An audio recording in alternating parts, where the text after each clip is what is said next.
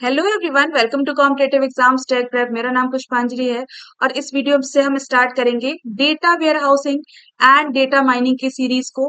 आज की इस वीडियो के अंदर हम देखने वाले हैं डेटा वेयर हाउस क्या होता है। इसी तरह से आपकी सारी videos data warehousing and data mining से रिलेटेड आती रहेंगी। तो इसके लिए आप मेरे चैनल को सब्सक्राइब कर लीजिए और बेल आइकन को प्रेस कर दीजिए, जिससे आने वाली वीडियोस की नोटिफिकेशन आपको मिलती रहे। तो चलिए बिना देरी के स्टार्ट करते हैं अपने टॉपिक को, जो है data warehouse. Data warehouse क्या होता है? डेटा वेयर हाउस में दो शब्द होते हैं, जैसे डेटा और वेयर हाउस। ठीक है। डेटा मतलब आप समझते होंगे, अगर आप सीएस के स्टूडेंट हैं तो आपको पता होगा डेटा क्या होता है। डेटा कोई भी रॉ फैक्ट फिगर आपका डेटा बन सकता है। जो आपका मीनिंगफुल इंफॉर्मेशन आगे चलकर बनाता है, वो आपका क्या कहलाता है? डेटा। तो कंपनी के पास हमारे बहुत सारे डेटा होते हैं। ठीक है। कंपनी से रिलेटेड भी डेटा हो सकता है, या कंपनी के आ, आप कह सकते हैं कंपनी का लॉस या प्रॉफिट करने के लिए भी वो डेटा यूज किया जा सकता है। ठीक है। तो डेटा कंपनी के पास बहुत सारा होता है, उसे मैनेज करना होता है। उसे क्या करना होता है? वो आपका जो कंपनी का खुद का डेटा होगा, वो कहीं ना कहीं उसे स्टोर करेगा। तो हम अगर जनरल की बात करें तो डेटा में, अगर डेटा वेयर हाउस की बात करें तो डेटा वेयर हाउस हमारा बहुत बड़ा शब्द हो जाता है। हम छोटे शब्द से स्टार्ट करते हैं। डेटा वेयर हाउस से पहले हम समझते हैं कि अगर हमारी कंपनी छोटी है, तो कंपनी अगर छोटी है हमारी, तो उसका जो डेटा होगा वो लिमिटेड होगा, है ना। अगर आपने मान लीजिए अभी छोटी मोटी कंपनी स्टार्ट करी है, तो आपके पास बहुत ज्यादा डेटा नहीं होगा। ठीक है। कंपनी आपकी छोटी है, यानी लिमिटेड अमाउंट ऑफ डेटा होगा। उसे आप आसानी से क्या कर सकते हैं? उसे स्टोर करने के लिए आप डेटाबेस का इस्तेमाल कर सकते हैं। ठीक है। डेटाबेस का इस्तेमाल कर लेंगे, हम डेटा को वहां पे स्टोर कर देंगे। ठीक है। ये हमारा मान लीजिए डेटाबेस है, इसमें हमने डेटा को स्टोर कर दिया। ये तो बात हो गई हमारी, जब हमारी कंपनी बहुत ही स्टार्टिंग फेज में है, यानी हमारी जो कंपनी है बहुत छोटी है, जहाँ पे लिमिटेड अमाउंट ऑफ डेटा है। अगर हमारे पास लिमिटेड अमाउंट ऑफ डेटा है तो डेटाबेस में हम स्टोर कर सकते हैं। अपने सिस्टम पे हम एक डेटाबेस बनाएंगे, वहां पे अपने सारे डेटा को स्टोर कर देंगे। ठीक है। तो कस्टमर से रिलेटेड डेटा हो या प्रोडक्ट से रिलेटेड डेटा हो, सारा डेटा यहाँ पे आसानी से आ सकता है। अगर हमारी कंपनी बहुत बड़ी है, ठीक है, यानी हमारी कंपनी के कई सारे ब्रांचेस कई सिटीज में चल रहे हैं, ऐसी कंडीशंस में हम क्या कर सकते हैं? अपने डेटा को मैनेज करने के लिए, अपने डेटा को स्टोर करने के लिए हमें कुछ ऐसा चाहिए जहां पे हम अलग अलग सिटीज का जो हमारा ब्रांच है, वहां से डेटा मंगाकर क्या कर पाए? यूज कर पाए। ठीक है।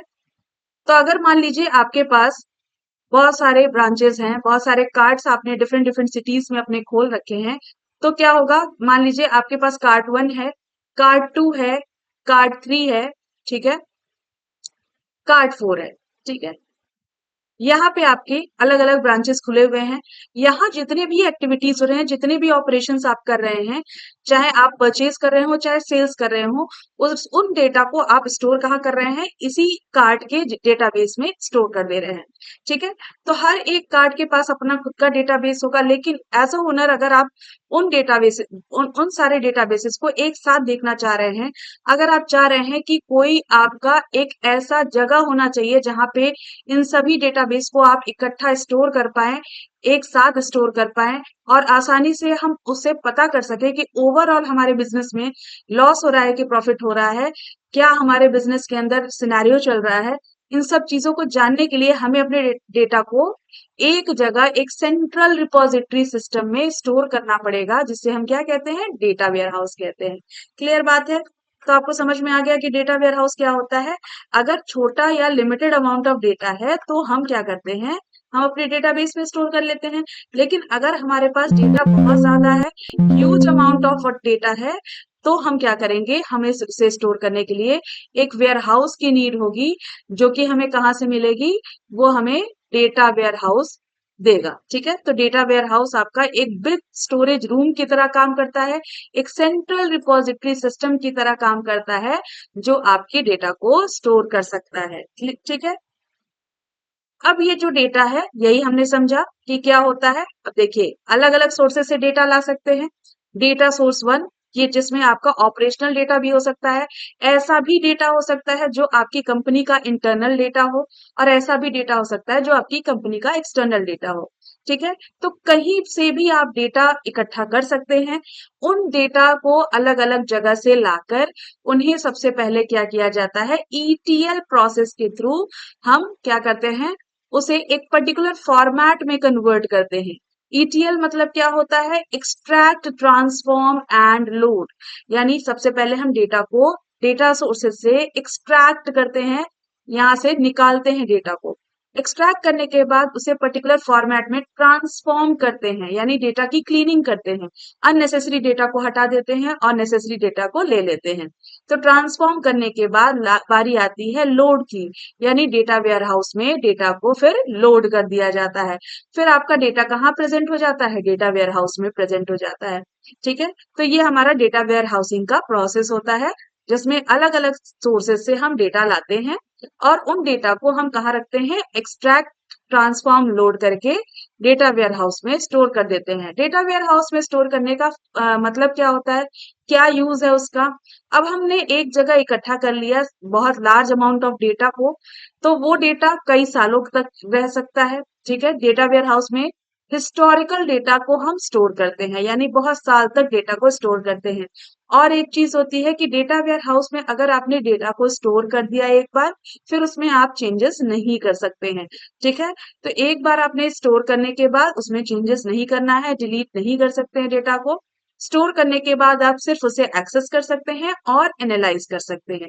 ठीक है, तो डेटा वेयर हाउस से डेटा को आप एक्सेस करेंगे, उसे विजुअलाइज करेंगे, उससे पता चलेगा आपको आपके बिजनेस में क्या सिनेरियो चल रहा है, प्रॉफिट चल रहा है, लॉस चल रहा है।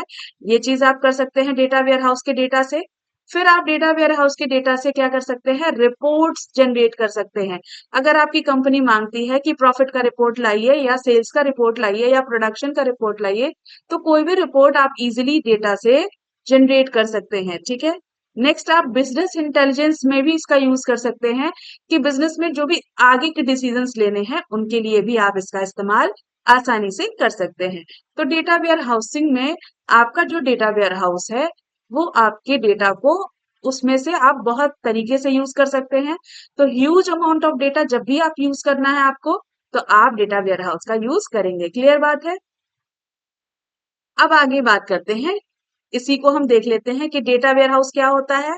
तो हम कह सकते हैं कि डेटा वेयर हाउस एक सेंट्रल रिपोजिटरी सिस्टम या बिग स्टोरेज रूम है, जहां पे कंपनी अपनी सारी इंपॉर्टेंट इंफॉर्मेशन या सारा इंपॉर्टेंट डेटा ऑर्गेनाइज्ड वे में स्टोर करती है, सेफली स्टोर करती है।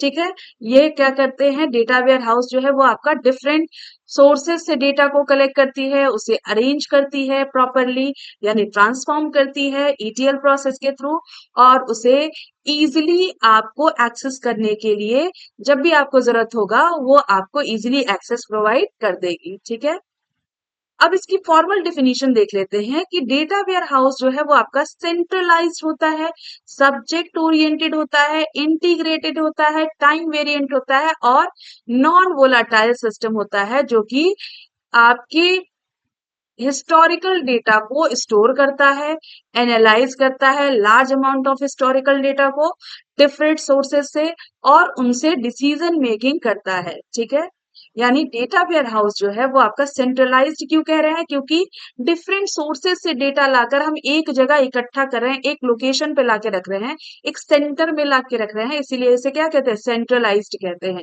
सब्जेक्ट ओरिएंटेड क्यों कह रहे हैं, क्योंकि यहाँ पे जो डेटा स्टोर किया जाता है वो सब्जेक्ट ओरिएंटेड किया जाता है, यानी स्पेसिफिक फंक्शनैलिटी जो है वो आपको देखने के लिए, आप उसको एनालाइज करने के लिए आप इसे यूज करते हैं। जैसे फॉर एग्जांपल कस्टमर का डेटा अगर आप देखना चाहते हैं, तो कस्टमर का डिटेल आप स्टोर करेंगे।